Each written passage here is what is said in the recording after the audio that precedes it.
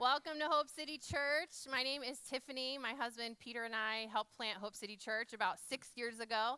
I have the honor of being on staff here at Hope City Church. I help out with the women's ministry and kind of help do kind of everything in the office. And also right now I'm overseeing connect groups. So if you're interested in any one of those things, come see me after service. I'd love to get to know you more and just meet you.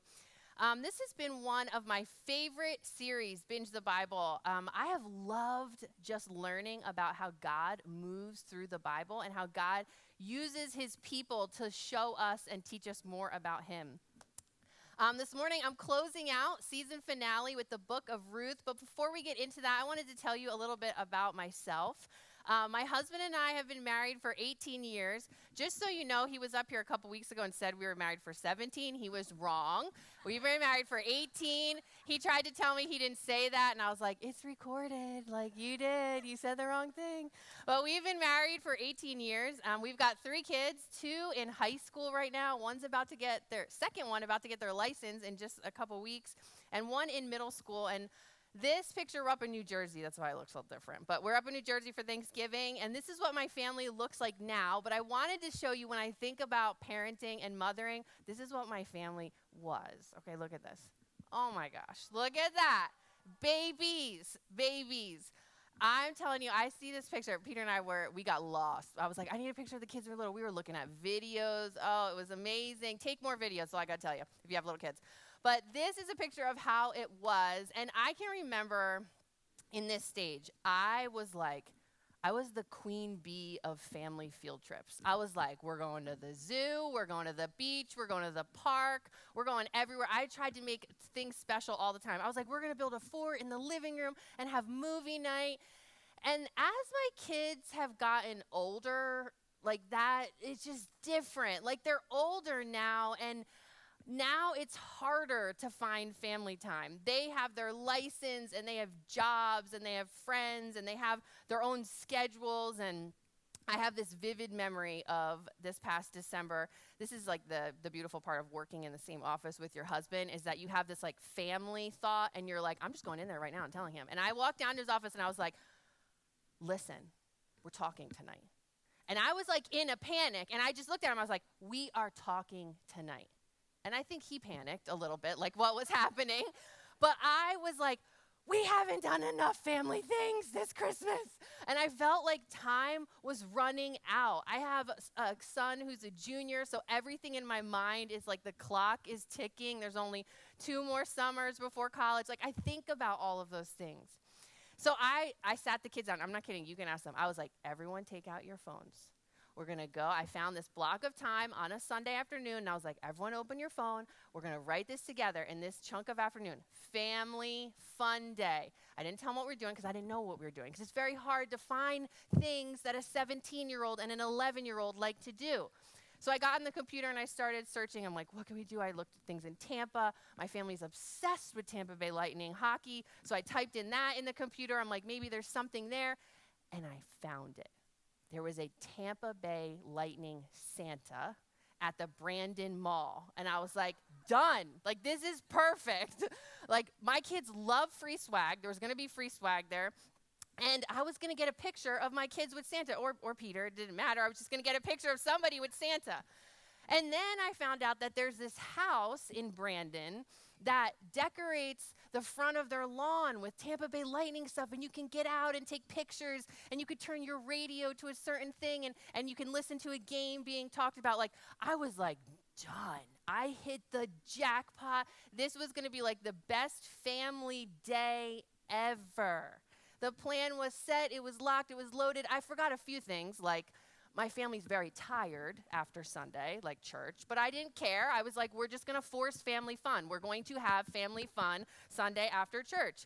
So the plan was set. We got home, we changed, we got back in the car, just did a little minor hour drive up 75 to Brandon Mall. And we're pulling off the road into the parking lot, and it's gridlock. And I'm like, what is happening? Doesn't everybody like shop online? Like, we're still going to malls. I was so confused. And like if you're a parent, like these situations start to happen and you're just like, you feel like the blood, like you're like, is this really gonna work? I don't know. And we pull in and I just look at Peter, I was like, it's gonna be okay. Like, we're gonna have fun. I was like, just park on the grass somewhere. It doesn't matter. We don't need to have a parking spot. And as we got out of the car, I'm not kidding, you could ask my older two. I might have, this is a bad moment, but I had a moment where I turned around and I looked at both the older kids and I was like, you're gonna smile. And we're gonna have fun. It's family fun day. Look at your calendar. It's family fun day. They were not happy when they found out that the fun was taking a picture with Lightning Santa, but it didn't matter. So we go into Brandon Mall. I've only been there one time, so I don't really know where Santa is, and we're going through the mall, and the mall is packed. And I'm like, okay, it's gonna be fun. We're gonna have a great time. It's gonna be so fun. I'm thinking this is gonna cost me a ton of money. And we're going, and all of a sudden we get to this big open area, and you just see like a sea of blue. And I'm like, what are all these people doing here? And I realize everybody is here to see Tampa Bay Lightning Santa. And I'm like, it's okay, we're gonna be fine. And I realized at that moment, oh, it was such a bad moment, I realized that there were two lines. That there was a line for people that made appointments to see Santa. And then there was a line of shame for the other mothers that didn't know that you could make an appointment to see Santa. It was awful. And my kids are smart. They picked up on that right away, that we were in the wrong line, that wasn't moving. And after standing there for like 10 or 15 minutes, I just remember I made eye contact with Peter. And I was like, I think we just need to put the white flag up. I think we just need to abandon ship. We need to get out of this line. So I just was like, I said to Peter, I looked at him and he was like, well, I don't know. And you could tell he's trying to make me happy. He's like, we should stay. And it was in that moment that I just watched every single person in my family just begin to drop. It was like, boop, boop, boop, boop. I'm watching them all just go down. And I'm like, no, Peter, we're done. Go try and take a sneaky selfie with Santa, and we are out of here. So I'm not kidding. This is what happened. And I just would like to give props. Santa looks like he's participating. He is looking right at the camera. So I'm going to just save you the agony of the rest of my day, and I'm just going to kind of put it on fast forward for you, okay? So the bumper-to-bumper traffic going in was also the bumper-to-bumper traffic coming out. And sitting in there, I realized I hadn't actually made a plan of where we were going to eat. So I'm like, Peter, where do you want to eat? Worst question ever. So by Sunday afternoon, we're paralysis of choice. We cannot make another decision. We're getting a fight, not our best moment, about where we're going to eat. One of my kids went into complete silent mode, locked down. The other child started complaining of not feeling well, and I was like, really? I don't know if that's true or not. And then the third child just could not stop talking about how they didn't like their seat in the car. Could not stop. And I was like, what is happening? And so I was like, we're going to solve this problem with dinner. We're going to Mexican. Mexican solves all things. Chips and salsa is the heartbeat of my family. So I'm like, we go to Green Lemon in Tampa. I'm like, this is great. And we sit down. It's still very tense. Nobody has let go of what happened. The free swag has not helped. And all of a sudden, Peter and I both went to the bathroom at the same time. Looking back, that was a very bad decision because we came back to finding out that there was some type of physical altercation that happened between two of the kids, and everybody had a different story of what happened, and none of the stories were the same. So dinner, that's how we ended dinner, and then we were like, okay, we're going to the house. We're going to the Brandon house with the Tampa Bay Lightning. This is going to be amazing. And as we pull up, we turn the car off, and as the car went off, a hysterical cry started from the back seat of now this kid that had said they were kind of not feeling well was really not feeling well. And so we ended up at Walgreens and got a bunch of medicine, and driving home the whole hour, I'm just praying, Lord, wipe this from their memory. This was not our finest moment. And I just thought we were gonna have this core memory. I'm not kidding. I really thought that. I was like, I put it in the calendar. It was going to be family fun day, but it blew up in my face. It literally went nothing how I thought it was going to go. Now, one detail, nothing went how I thought it was going to be.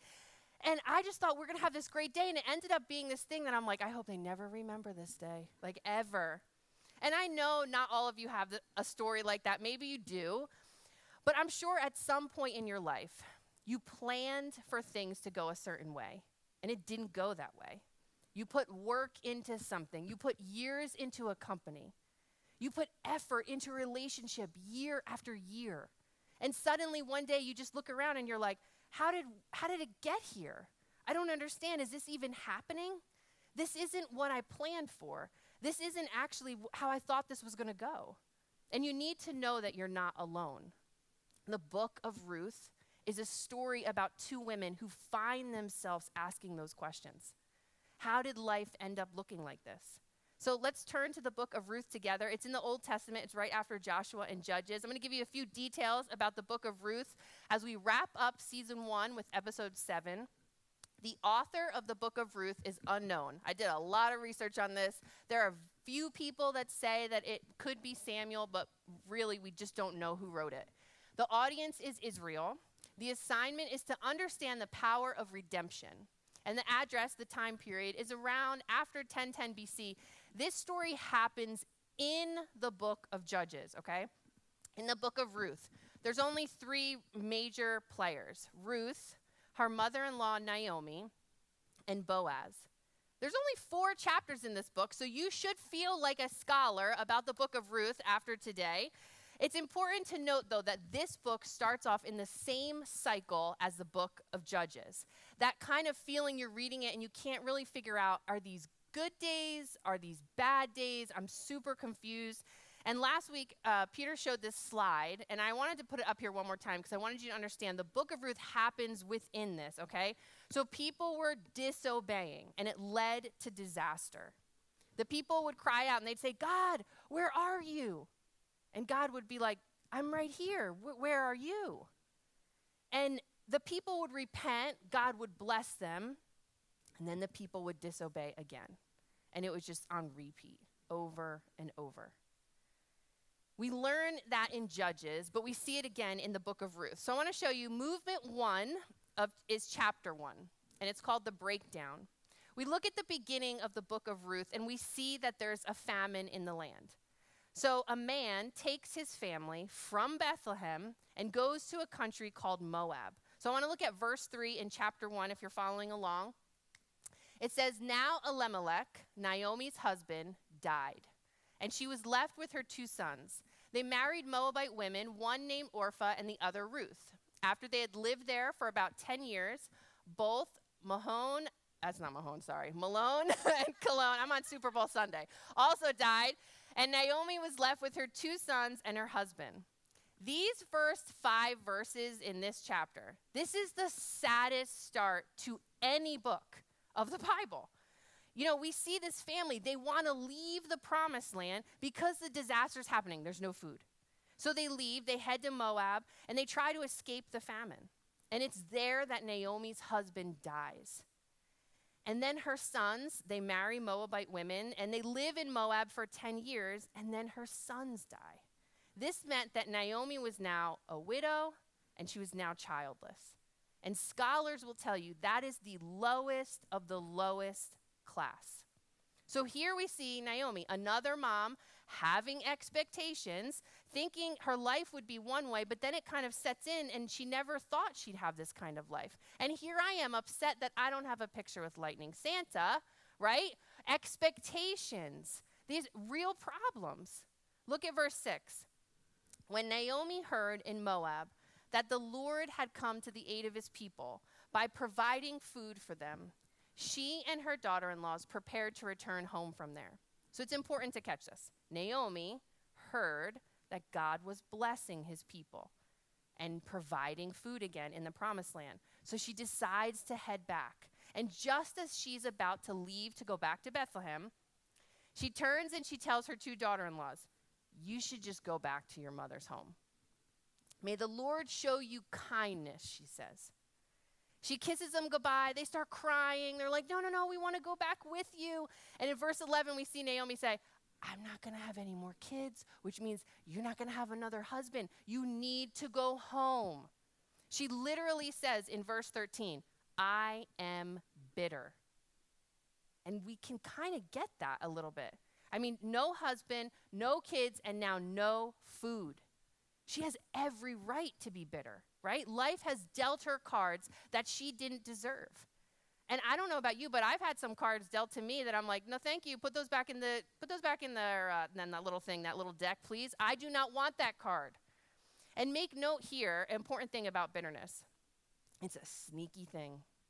And we so easily can disguise it with language like, I'm hurt, I'm frustrated, I'm disappointed, even righteous anger sometimes. We say to ourselves, well, bad things have happened to me. I'm not bitter. I'm just sad. I'm hurt. I'm discouraged. But there's a very fine line that we need to be aware of. The one between genuine hurt and disappointment and real bitterness. And this can look like resentment, judgment, or even hatred of a person. I've found that the theme of a bitter heart is usually one that deep down thinks, I don't deserve this. And that's where Naomi is. She's bitter. And in verse 14, we see that one of the daughter-in-laws, Orpah, she turns back to return to her family. But Ruth decides to stay with Naomi. And this is one of the most well-known verses in the book of Ruth. It's chapter 1, verse 16. It says, where you go, I will go. And where you stay, I will stay. Your people will be my people, and your God, my God. It's in this very moment that we see Ruth put her faith in Naomi's God, the God of Israel. Ruth is leaving behind the godless idols of Moab. She grew up there. That's all she knows. But in this moment, she is saying, your God, Naomi, is my God. She had been with Naomi for 10 years. Surely in that time, she heard Naomi talk about the God of Israel. And it's important to see that God used that time together to use Naomi and her family to point Ruth back to him. Let's just be honest. There's no way right now in this story that Ruth and Naomi thought their life would be this way. Naomi had 2 sons. Could you imagine how excited she was that they got married? That they had somebody that was going to take care of them? She probably thought there were grandkids in her future. I don't think she thought this is how life was going to be. And that brings us to point 1 for today. In uncertainty, trust God's sovereignty. You see, when things happen and then you kind of aren't where you thought you would be, you always have a choice. We have a choice. We can choose to let bitterness take a hold in our hearts, or we can choose to trust God like Ruth. And I want to give you the definition of sovereignty. Sovereignty is God is above all and controls all. And our God is sovereign, which means he's over every event in our life, whether they are full of joy or full of sorrow. He is sovereign over it all. You know, just a few weeks ago, I was at one of my friend's house, and there was an extremely stressful, kind of chaotic situation that was happening, and my brain was just on overdrive, trying to figure out how this was going to work out and what was going to happen. And I can remember sitting with my friend at her kitchen table, and she just looked so calm. And the next day when I went back to see her, I sat down at the same table and I said, I don't understand how you were so calm. And she looked at me and she said, I have walked through a lot of stuff in my life. And I have learned that you cannot control what happens to you. You can only control how you respond. And I will never forget that moment sitting there at her table, because it reminded me that God is in control. He is sovereign over all. My responsibility is to control my reaction. Where will I put my trust? Will I allow bitterness to grow inside of me, or will I use this opportunity to grow closer to God? Just give yourself a moment to think about that. When you're uncertain, will you trust in God's sovereignty? When you don't know how things are going to play out, can you trust that God is in control? Because in uncertainty, I believe we're called to trust God's sovereignty. And this is where we enter movement 2, chapter 2, dependence. We see here that Naomi and Ruth have a real physical need. They need food.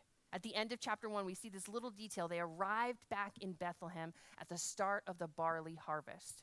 So we're going to jump in at verse 2 of chapter 2. It says, "And Ruth the Moabite said to Naomi, 'Let me go to the fields and pick up the leftover grain behind anyone in whose eyes I find favor.' Naomi said to her, 'Go ahead, my daughter.' So she went out. She entered a field and began to glean behind the harvesters. And as it turns out, she was working in a field belonging to Boaz, who is from the clan of Elimelech." Remember Elimelech? That was Naomi's husband. It's important to note here that Ruth didn't know what field she was going to work in. She didn't know it belonged to a family relative. She didn't know who Boaz was. She just knew they needed food. And we start to see the sovereignty of God right here and how he intervenes by bringing Boaz into Ruth's life. So Boaz, he goes out and he asks his workers, "Who is this person?" And then he goes to her and he tells her, "You can work here. It's safe." And she looks at him and she says, "Why have I found favor from you?" And Boaz says, "I was told about you and what you did for your mother-in-law." I love how he ends this conversation with her. It's verse 12 in chapter 2. "May the Lord," this is Boaz talking to Ruth, "may the Lord repay you for what you have done. May you be richly rewarded by the Lord, the God of Israel, under whose wings you have come to take refuge." I love the last part of that verse. I love that Boaz is referring to the assurance that we have when we remain under God's wings. I love Psalm 91. And in Psalm 91 and verse 4, it says, "He will cover you with his feathers, and under his wings you will find refuge." There is so much scripture that talks about this concept of God's feathers and God's wings. We see it in Deuteronomy. We see it in Exodus. It's all over the Psalms. There's a theme of God covering us with his wings. Before we move on, I want to tell you something. I don't know why right now I've been thinking about birds a lot. I don't know why. When I first moved here 7 years ago from New Jersey, I remember calling my dad. We live very close to here by Celery Field. And I remember calling my dad. He loves animals. And I was like, "Dad, there's like pterodactyl birds that fly over our house. It feels like Jurassic Park. It's super weird. This is not tropical like I thought it was. Like we're in real Jurassic Park." Sandhill cranes, I realized they were. But I remember calling my dad and saying that. But recently, my friend Liz Burns, her and her husband pastor a church in Lakeland called Access Church. And my friend Liz, she must have gotten this thing for Christmas. It's like a bird feeder with a Ring camera. And she has been posting these pictures and videos about birds. And I'm so into it. I talk to the kids about it. I text her on the side. I'm like, "Liz, send me more videos. I want to see more pictures of your birds." And I'm not a bird person, but I'm drawn to it. So naturally, while I'm reading this story about Ruth, and I see this imagery in scripture, I start thinking, why, God, why are you using this imagery? And I think it's because it's something we can identify with. Now, you need to know, God doesn't have wings. He doesn't have feathers. God's not an angel, okay? This imagery is used to express the care and the love that God has for us. I want to encourage you, read Psalm 91 this week, because the psalmist in Psalm 91 uses this imagery to compare God to a mother bird. And what do you know? Come on, third grade science class. What do you know to be true about a mother bird, right? When it's dangerous, they put their wings around their young to protect them. And I learned this week that the feathers at the end of their wings are called pinion feathers, right? Those are the feathers that are used to fly. But those are also the feathers that are used to secure their young. So I want you to just go with me down this road, okay? There's refuge there. There's protection. There's provision. But there's also presence. That mama bird, when she is protecting her young, she is with them. she can't leave them. She can't fly away because her wings are being used to hold them. So if this is the imagery of who God is, if God is protecting us with his wings and covering us with his feathers, it proves he is always with us. In the confusion, in the pain, in the disappointment, in the moments we feel vulnerable or exposed, he is there with his arms stretched out around us like a strong shelter, with his faithful promises covering us. God covers us with his feathers. He hides us in the shadow of his wings.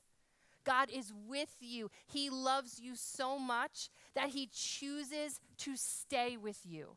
He never leaves you. I want to tell you something about myself.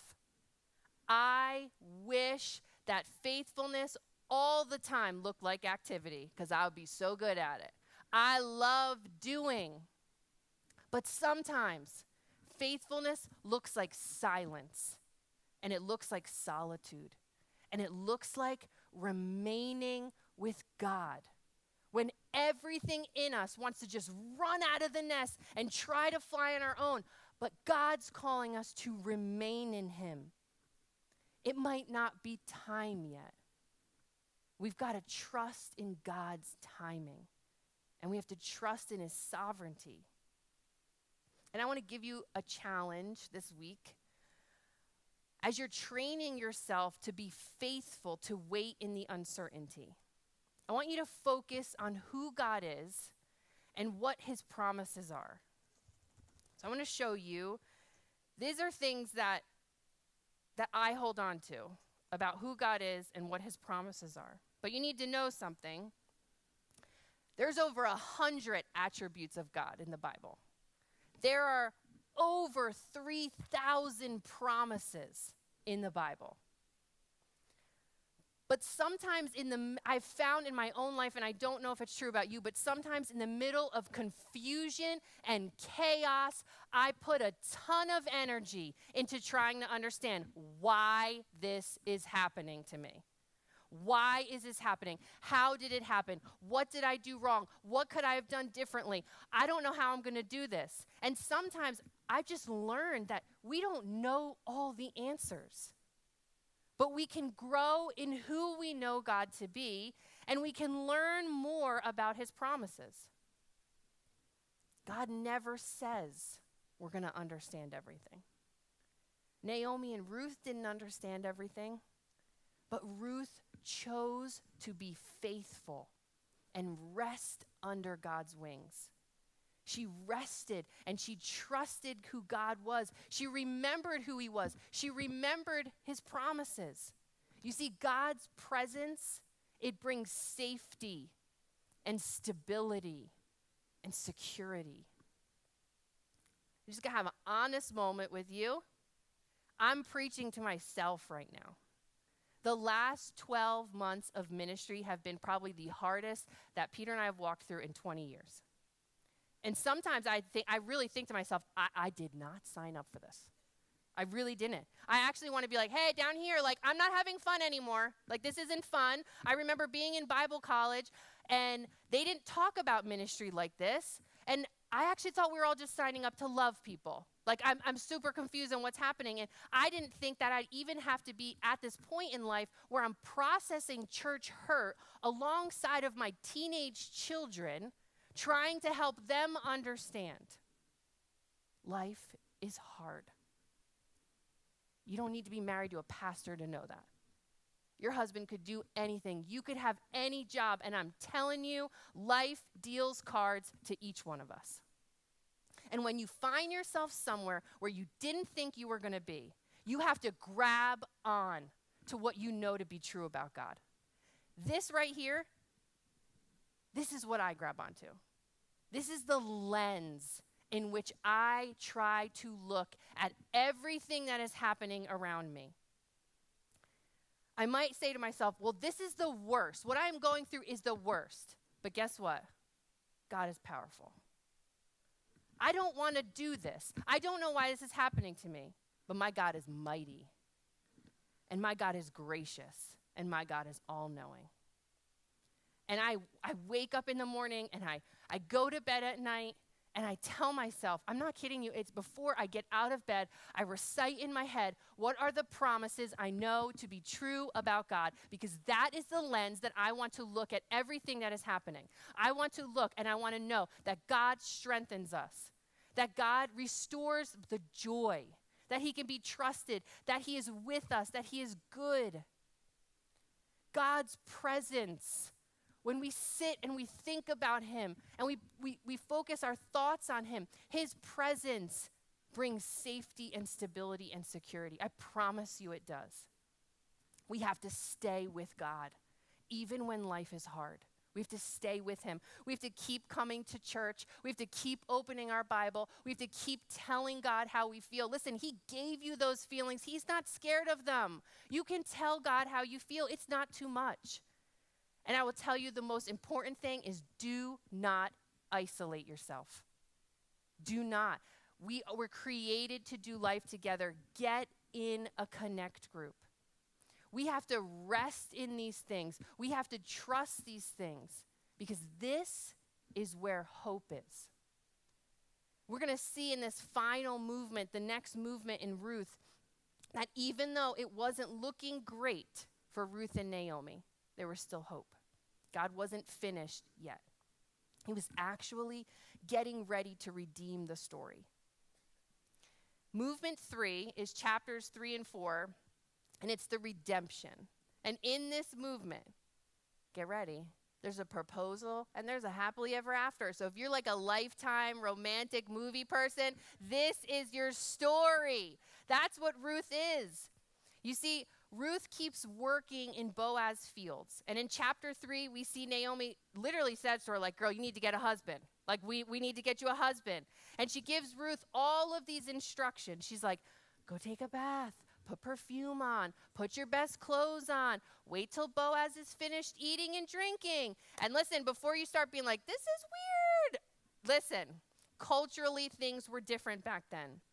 Ruth actually had every right to go before Boaz and demand that he redeem her and marry her. That was how culture was then. He was her guardian redeemer. Another word for that is kinsman redeemer. A kinsman redeemer is one whose responsibility is to act on behalf of a relative who was in trouble, danger, or need.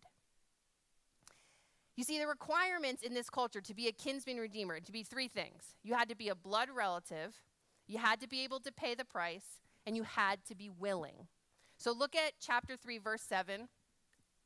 In Ruth, it says, when Boaz had finished eating and drinking and was in good spirits, he went over to lie down at the far end of the grain pile, and Ruth approached quietly, uncovered his feet, and lay down. And in the middle of the night, something startled the man, and he turned, and there was a woman lying at her feet. Who are you, he asked.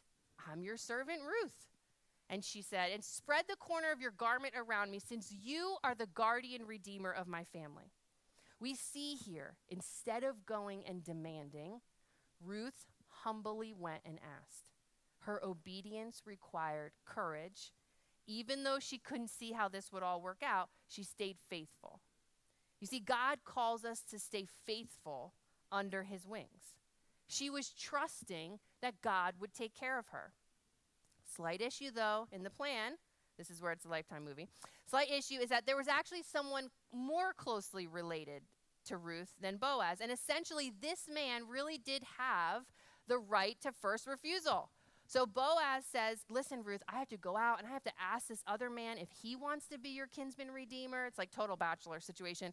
But Ruth and Naomi, they wait.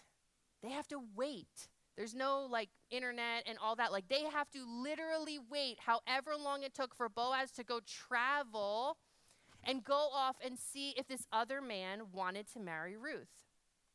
And we all know what that feels like. Everybody knows what it feels like to wait. Sometimes we have to wait in God's timing. We have to wait to see how God is going to redeem the situation. And you might be exactly here. I'm here. This is where I am right now in my own life. God hasn't given me a glimpse yet of how he's going to redeem this situation, this season of waiting that I'm in. But I'm okay with that right now. I really am. I'm okay because I know who my God is. He hasn't left me. He's my refuge. And guess what? He's not waiting. He's a living God. He's moving. He's working. And even though I can't see it, I'm waiting and I'm trusting as I sit in the shelter of his wings. And Ruth and Naomi, they wait. And Boaz travels. He meets this other relative. He starts by saying, hey, I'm not sure if you know, there's some land. A relative died. I don't know if you want it. Well, he jumps right at that. You can see verse 4 in chapter 4. But then Boaz holds out on the minor detail that there's a woman involved. So look at verse 5 in chapter 4. It says, then Boaz said, on the day you buy the land from Naomi, you also acquire Ruth, the Moabite, the dead man's widow, in order to maintain the name of the dead with his property. Right away, the guy's like, no, thank you. He does not want to divide his estate. So he passes, and Boaz now has the ability to marry Ruth. We see in verse 13 that Boaz takes Ruth, and she becomes his wife. Ruth conceives a son. Naomi has a family, a grandson, and they call him Obed.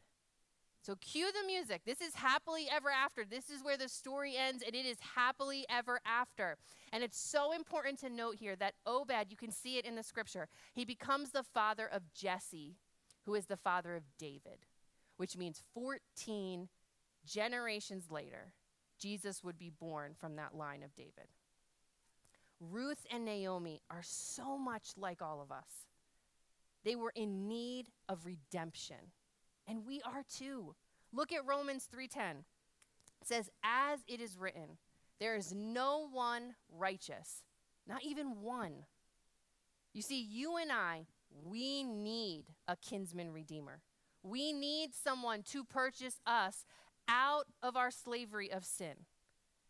What's so cool about this book is that Boaz was actually foreshadowing what was to come with Jesus. Remember, there were 3 requirements to be a kinsman redeemer, right? You had to be a blood relative, you had to be able to pay the price, and you had to be willing.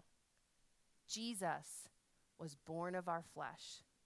He stepped forward to pay our ransom, and he redeemed us from death. Ruth trusted God's hand as he brought Boaz into her life. And we just have to trust that Christ's death and his resurrection washed us clean of our sin and gave us eternal life. You know, you and I, we get to stand confident in his faithfulness, and we get to trust his good hand in our lives. God used Boaz's faithfulness to provide for Ruth and Naomi and redeem them from their misery. Our God has always been about redemption. God's plan is redemption. God can redeem anything at any time. And I don't know your story. I don't know where you are today. Maybe you're in the middle of a I don't know how I got here moment, or you're in a season where you're like, I didn't think things were going to be like this. Just remember, you're not outside of God's redemption. You're not outside of God's plan. If you are still waiting to see how God is going to redeem this in your life, I want to challenge you to just position yourself under his wings. Resist the temptation to run off and try to make things happen on your own. Wait in God's timing. Wait for his redemption. I promise you that God sees where you are. He knows what you need, and his timing is so good. There have been so many times in my life that the enemy has just used my focus and my vision to pull me away from what I know to be true about God. And I'm telling you, we have to fight. We have to fight daily to keep our focus on what we know to be true about God. Nothing out there is going to fulfill you like his presence can. Nothing out there is going to give you the peace that only his presence can. And nothing out there is going to give you contentment like sitting in the shelter of his wings. Take refuge. Be faithful to where God has you. I know. Faithfulness can be exhausting. But that's where redemption is found and formed. You need to know that God sees and hears and knows about your faithfulness. Don't give up hope. There's always hope. I want to share with you a verse that I love in Romans. It's Romans 15, verse 13. I just wanted to read it this morning. It says, "May the God of hope fill you with all the joy and peace as you trust in him, so that you may overflow with hope by the power of the Holy Spirit." As believers, the Holy Spirit lives within us. It means that no matter what is happening, no matter what is happening out here, we have the Holy Spirit with us, and we know what is true about our God. There have been things that have happened even in the past couple weeks where people have said to me, "I don't know how you and Peter are dealing with that." And I'm saying, well, I'm just looking at it from what I know to be true. I know that our God only goes the way that gives him the most honor and the most glory. And I just want to stay with him. I want my feet to be with God always. Ruth is such a powerful book. It's small, but it's mighty because Boaz gives us a picture of Jesus, our Redeemer. Jesus is the one that came and he paid for our sins. He paid that penalty. He was willing to die so that you and I can be redeemed for all eternity. Don't get lost in that word redeemed. It's hope. We have hope because of Jesus. And that means that nothing that happens to us can overpower us and consume us in a way where he is not with us. He is with you always. Find shelter in his wings. Take refuge. There's safety there. There's security. He is providing for you in that, and he is with you. There is presence. When you remain in him, he is with you always. If anything today, I just want you to know that he is there with you, and he can take it. He can take whatever it is you're walking through. You can lean on him. You can trust his sovereignty. I would love to have the honor to pray over all of you this morning if you would join me. Lord, we come before you this morning, God, and we just recognize, God, how powerful and how mighty you are, God. That you are a God who is living and moving. And God, even though sometimes we can't see the ways you move, God, we know you move. God, we believe in who you are. You are powerful. You are all-knowing. God, we believe in your promises.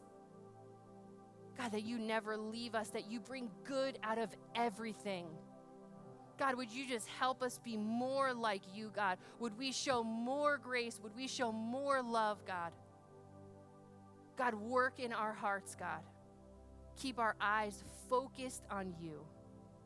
It's in your holy name we pray. Amen.